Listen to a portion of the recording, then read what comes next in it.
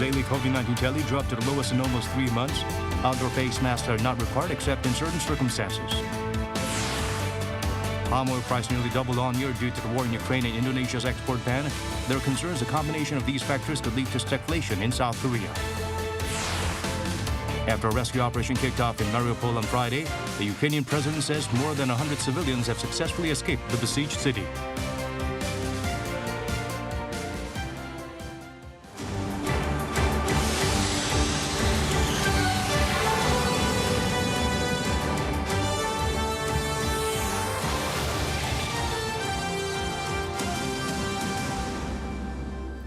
Hello, your week's off to a smooth start. I'm Daniel Che here to bring the latest. Let's begin with our top story. The number of new COVID-19 infections fell to around 20,000 here in South Korea, marking the lowest in almost 3 months. To be exact, 20,084 new cases. Today, the total now stands at over 17 million. Monday's tally marked the lowest since February 1st. New cases have been below 100,000 for 12 days in a row. Staying with the COVID-19 situation here in the nation, with the figures declining, people are no longer required to wear masks outdoors except in select circumstances. Choi Min-jung takes us closer to the scene. People in South Korea are no longer required to wear masks outside at most venues. After almost a year and a half on Monday, the outdoor mask mandate was lifted, allowing people to be free from masks in outdoor settings like hiking trails, outdoor weddings, and above-ground outdoor subway stations. This means people will no longer be fined for not wearing masks when standing less than 2 meters apart from others when outside. The weather is getting hot, so I'm happy not to have my mask on. I didn't wear the mask when I was cycling because I don't make contact with others anyway, and I wanted to feel the cool breeze. So it was pretty strange coming here, and when you went outside, even when there's no one around, you should wear it as well. So I think it's a good timing to lift the mask, especially now when the big peak of COVID is a little bit over, and I think people are really hungry for some freedom. I think, yeah. But considering that it's still day one of the mandate being lifted, most people out in the streets had their masks on. It's really comfortable for me now that we can take our masks off, but there are still a lot of people who have them on, so we can't be oblivious to others. People must remember that the mask mandate has only been lifted for outdoor settings. So if you want to use the public transport like the subway, you must remember to put your mask back on.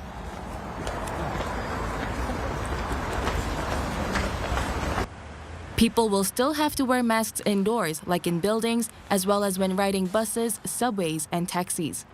Mask wearing is also still mandatory when attending outdoor rallies, concerts, or sport events with 50 or more people. Also, wearing masks is recommended in places where it is difficult to maintain a distance of more than 1 meter from others for more than 15 minutes. So it's recommended that masks still be worn at places like amusement parks or at the beach. Masks are also strongly advised for those who have COVID-19 symptoms or those who are at high risk of infection, such as the elderly or those who have not been vaccinated. Choi Min-jung, Arirang News. Sentiment among small business owners in South Korea improved sharply with the end of most distancing rules. According to a survey released Monday by the Small Enterprise and Market Service, the SME Sentiment Index rose to 101 points, an on-month spike of around 10 points. In fact, this is the highest figure since April 2018, a reading of 100, indicating optimism. The amount of groceries and delivery food ordered online in Q1 rose to an all-time high, along with the surge in people in self-isolation. According to Statistics Korea, the value of online shopping transactions for the first 3 months rose to more than 49 trillion won. That's about $40 billion US, and is an increase of 11.8% on year. Online spending for groceries rose by 17.4%, while food services, mostly delivery, saw an increase of 20.5%, both reaching record highs. In the first quarter, the daily virus tally was at one point in the hundreds of thousands. COVID-19 accelerated the development of mRNA technology as seen in the breakthrough vaccines most widely used in the pandemic. U.S. labs are using mRNA to work on vaccines for AIDS. South Korea biohealth companies are also using it to develop treatments for cancer. Jo Sung-min explains further. While the emergence of COVID-19 has brought significant drawbacks and changes to daily life, it has allowed science to make drastic leaps forward in mRNA vaccine development. Using molecules called messenger RNA instead of the actual virus or bacteria to induce an immune response has been a work in progress since the 1990s. And mRNA vaccines weren't considered to be a reliable option until Pfizer and Moderna commercialized their own for the first time in 2020. Since then, remarkable progress has been made, opening the door for breakthroughs in treatments for incurable illnesses and conditions like cancer and AIDS. A research team at Duke University in the United States is seeing encouraging results from its new mRNA vaccine in treating breast cancer. Last year, other mRNA research in the U.S. showed an 80% efficacy rate against AIDS. In the case of the developments in South Korea, drug makers like ST Pharm and IGen are looking for breakthroughs of their own based on their know-how and experience with mRNA vaccines over the last couple of years. ST Pharm plans to conduct a non-clinical trial on their mRNA cancer vaccines, while IGen has unveiled a roadmap to develop an mRNA vaccine to cure pancreatic cancer. With the mRNA platform, you only need to replace the nucleus sequence in the middle, according to whatever new viruses emerge like Zika, AIDS, or a new pandemic. While experts are concerned that mRNA vaccines show a higher rate of side effects than the more conventional vaccination methods, they all agree that South Korea should invest in them heavily, as it could be a game changer in being able to treat various incurable diseases in the future. 조성민, Arirang News.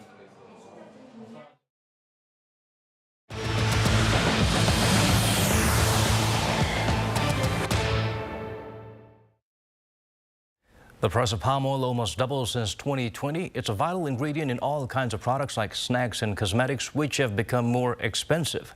At the same time, interest rates are rising and the Korean currency is weakening. A local think tank fears a combination of these factors could lead to stagflation. Ji-young zooms in on this phenomenon. The impact of the war in Ukraine and Indonesia's expanded ban on exports of palm oil means higher prices and more expensive trips to the supermarkets for consumers. Consumer prices overall have risen sharply, but in particular, prices of snacks and ramyeon have gone up. It's burdensome, so it would be nice if some discounts are offered. According to the Korea Customs Service, the price of palm oil in March stood at around $1,450 per ton, soaring by more than 40% on year.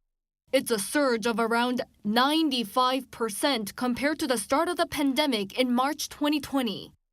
Palm oil is vital for most of the world's packaged consumer products, ranging from snacks and processed foods to cooking oil and even cleaning products and cosmetics.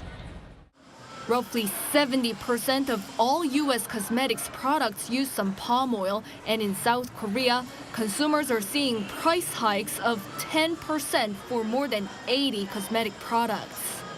Firms are responding to the situation by using what they have in storage, and they're also preparing for further price rises.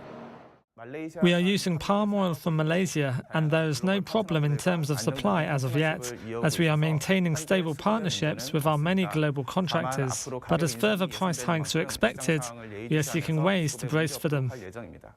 During a government emergency meeting on Monday regarding Indonesia's palm oil export ban, the Ministry of Trade and Industry says the food industry has 2 to 4 months' worth of stock.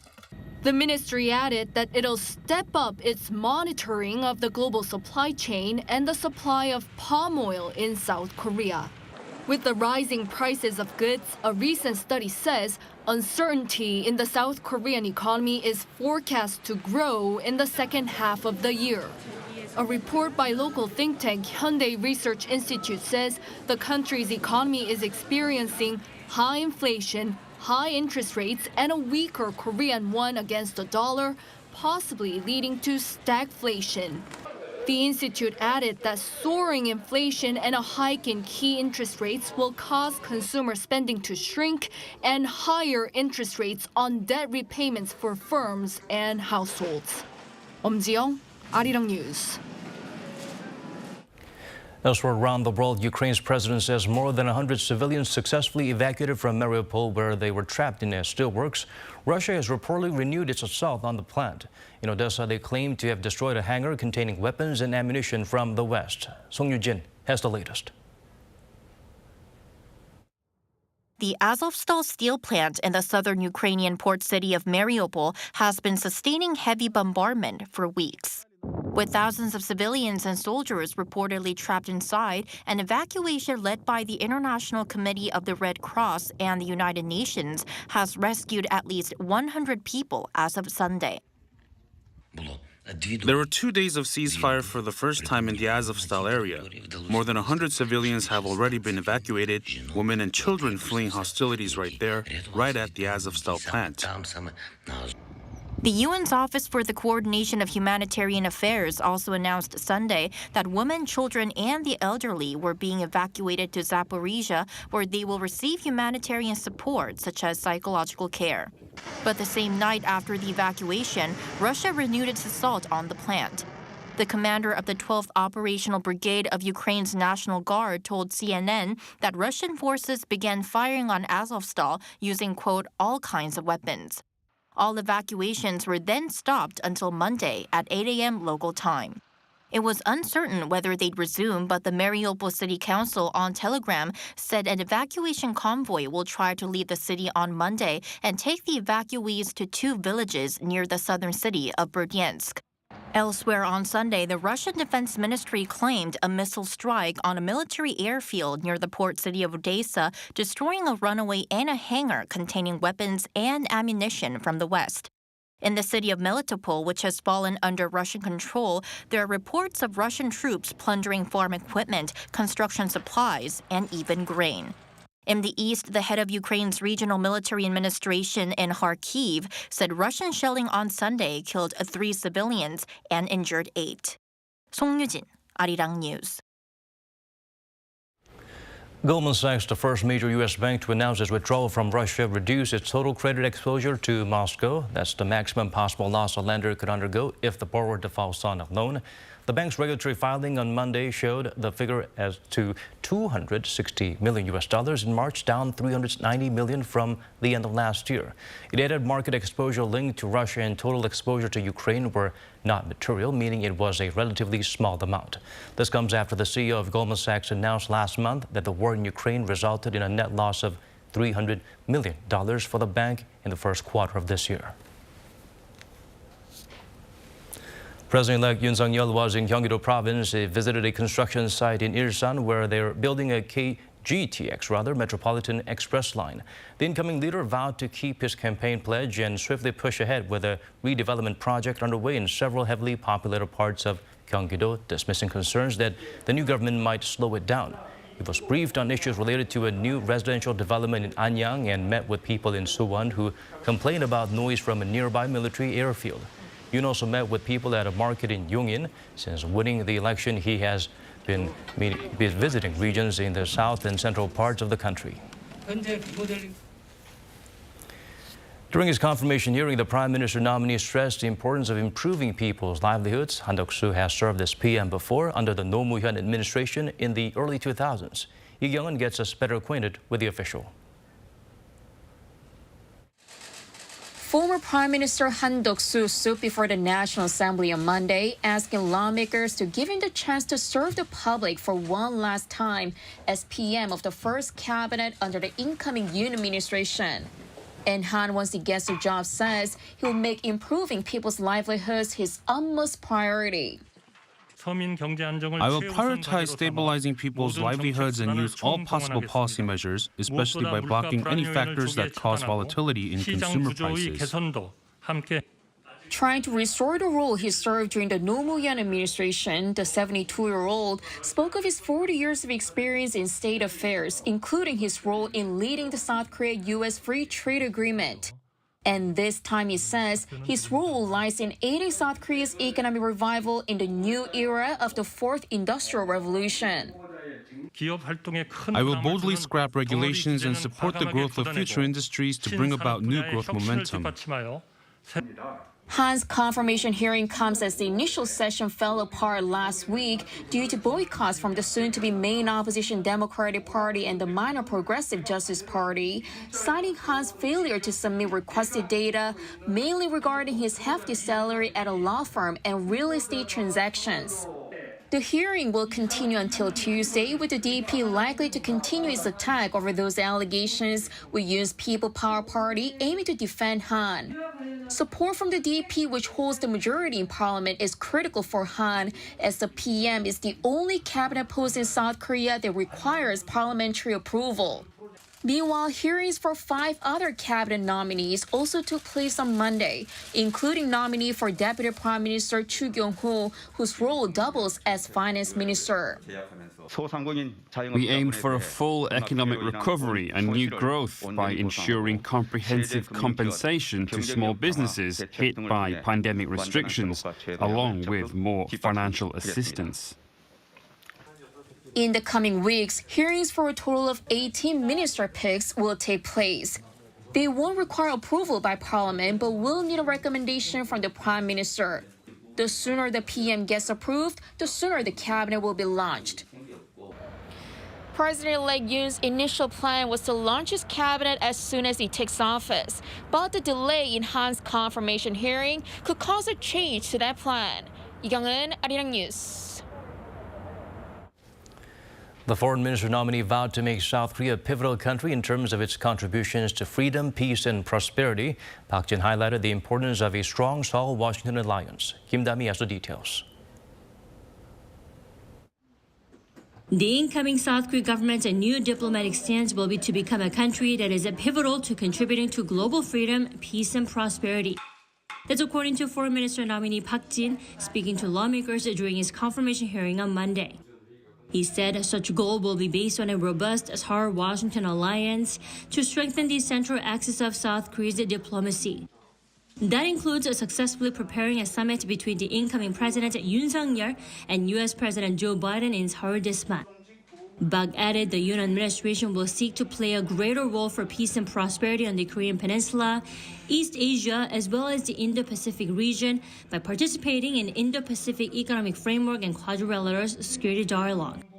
In fact, according to Park, South Korea is considering attending a North Atlantic Treaty Organization summit in Madrid late next month upon NATO's invitation.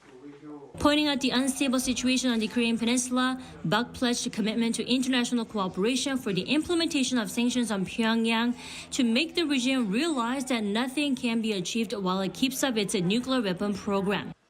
But he also made sure to note the door for dialogue will remain open and left room for humanitarian aid and economic cooperation if the North moves towards substantive progress in denuclearization. Regarding Seoul-Tokyo relations, the nominee said the new administration will build a cooperative relationship that meets common interests and values based on correct historical understanding. The National Assembly will hold a confirmation hearing for the nominee for Unification Minister Kwon Young-se next Thursday. Kim Da-mi, Arirang News.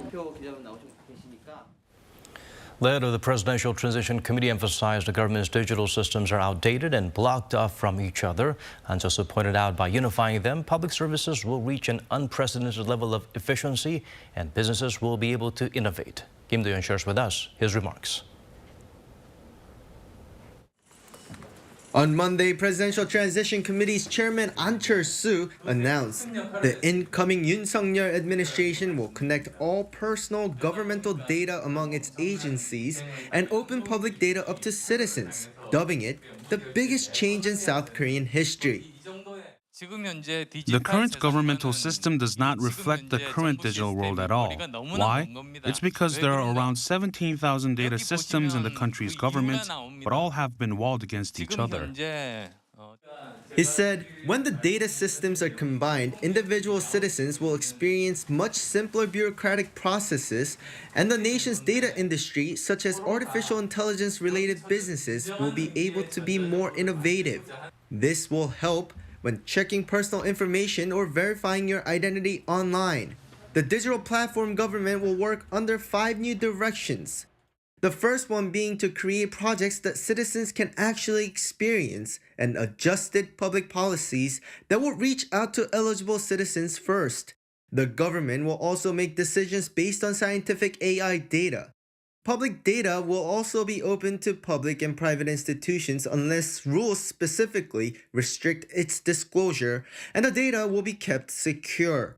The goal is to complete the framework of this cross-governmental digital platform within the first 3 years of Yoon's term and pass a law to make it official.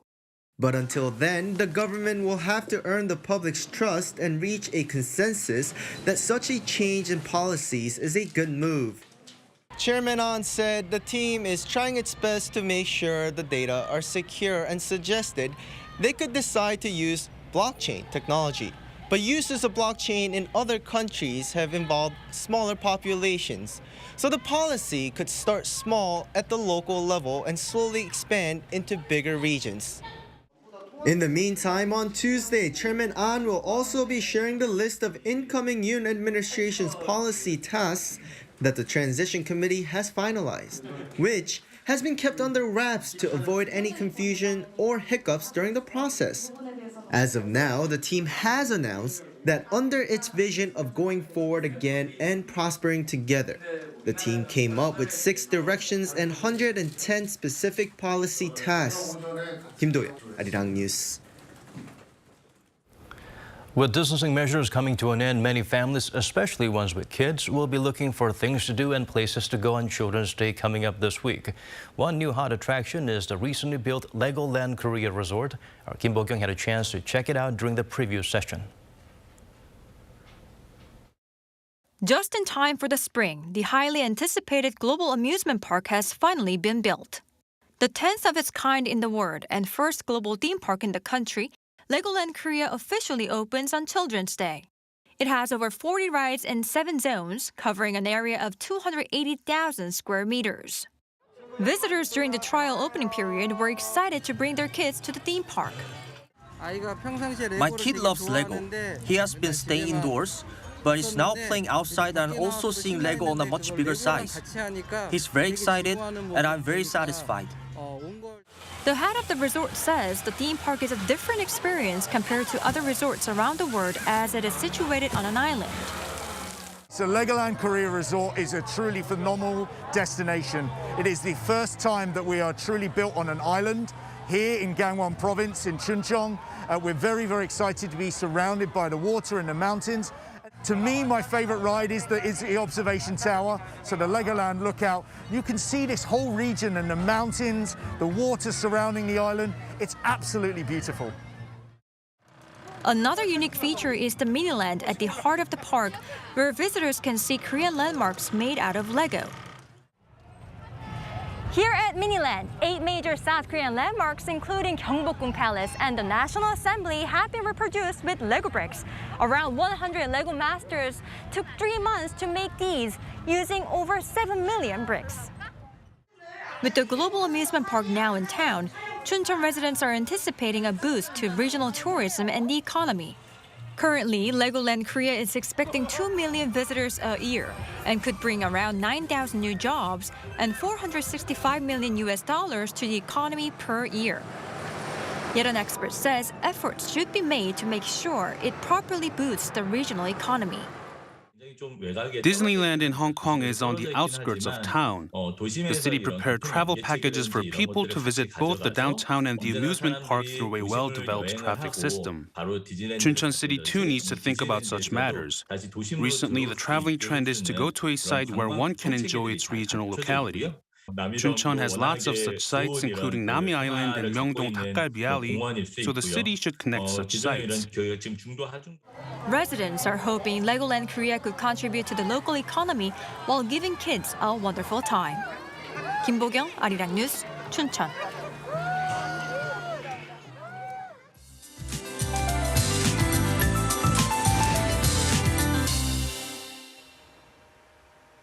Temperatures will get warmer from this point on. Daytime highs will be hiking up to 21 degrees Celsius in Seoul, but wide temperature gaps of more than 10 degrees are expected for most regions.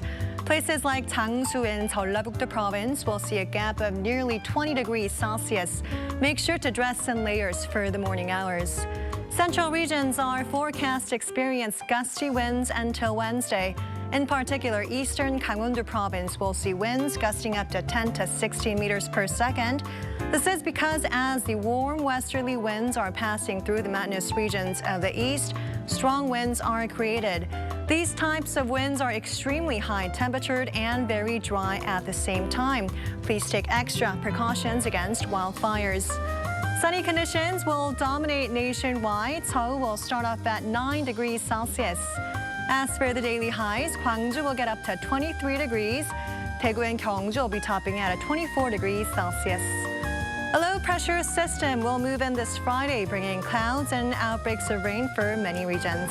That's all for now, and here are the weather conditions around the world.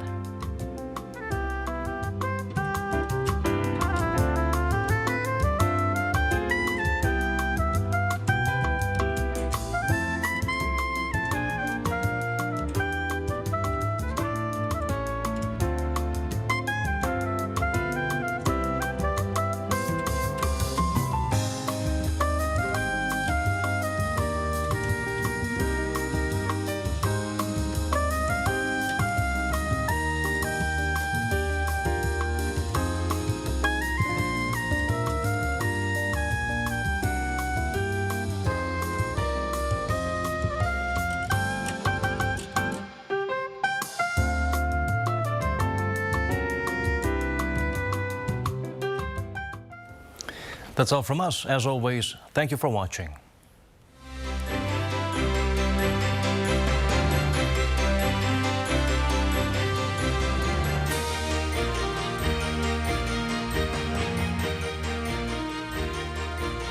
전통과 새로움이 만나 더 큰 가치를 만들어갑니다.